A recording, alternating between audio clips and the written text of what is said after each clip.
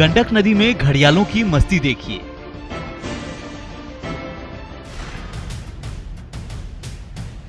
साफ सुथरे पानी में तैरता ये घड़ियाल बताने को काफी है कि गंडक का हैबिटेट एरिया घड़ियालों को खूब भा रहा है। नदी किनारे घड़ियाल, जमीन पर घड़ियाल, बीच पानी में घड़ियाल, ये बगहा के गंडक नदी के हैबिटेट एरिया की तस्वीरें हैं।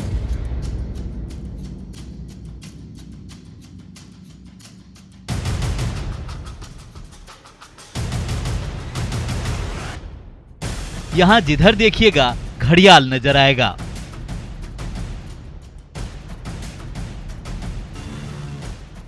गंडक नदी में घड़ियालों की बढ़ती संख्या ने यह साबित कर दिया है कि चंबल के बाद गंडक का माहौल घड़ियालों को पसंद आ रहा है। सरकार ने 120 किलोमीटर के इलाके को घड़ियाल संरक्षण रिजर्व के रूप में विकसित करने की तैयारी शुरू कर दी है। गंडक नदी नेपाल से होती हुई बिहार में वाल्मीकि नगर में प्रवेश करती है, फिर दियारा के इलाका होते हुए सोनपुर में गंगा में मिल जाती है। सोनपुर से वाल्मीकि नगर तक करीब 325 किलोमीटर लंबी गंडक नदी है।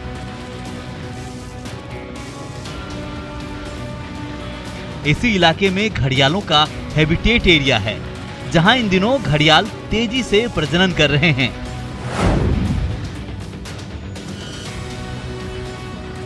घड़ियाल संरक्षण परियोजना के तहत घड़ियालों के अंडे पर विशेष नजर रखी जा रही है। पहले तो घड़ियाल एक क्रिटिकली एंडेंजर्ड स्पीशीज है, जिसकी आबादी काफ़ी घट गया है।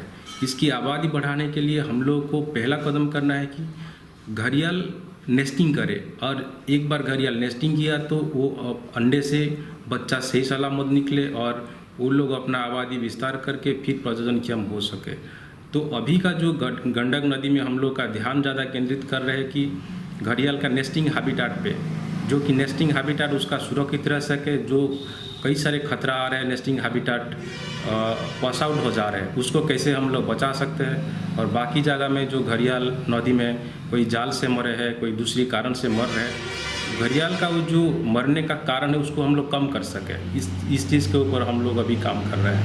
हम लोग यह प्रयास करते हैं कि उन जो अंडे हैं वो जनरली अंडे जो हैं वो नदी से 9 फीट 10 फीट अंदर वो घाट पे वो बालू, सॉफ्ट बालू में वो अंडे अपने देते हैं, उसको फिर वो ढक देते हैं। लेकिन ऐसे अभी होता है कि कभी कभी एकाएक बारिश होने से और जल स्तर बढ़ने से वो जो अंडे रहते हैं वो बह जाते हैं। तो इस साल भी हम लोगों ने 6 जगह अंडे उनके पाए गए हैं, जो हम लोगों ने अंडे दिए हैं।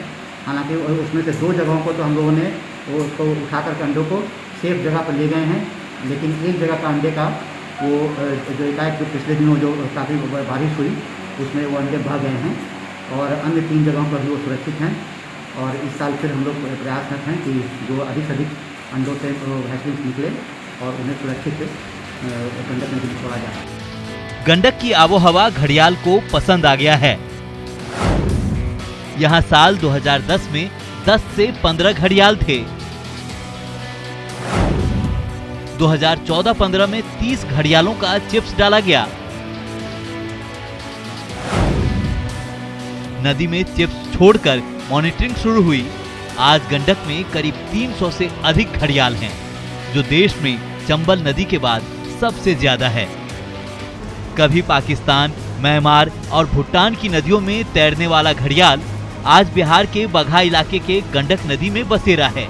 बिहार सरकार की ओर से गंडक नदी के करीब 120 किलोमीटर लंबाई को संरक्षित क्षेत्र घोषित करने का प्रस्ताव है, जिसमें घड़ियालों और अन्य जलीय जीवों की सुरक्षा और संरक्षण योजनाबद्ध तरीके से किया जा सके।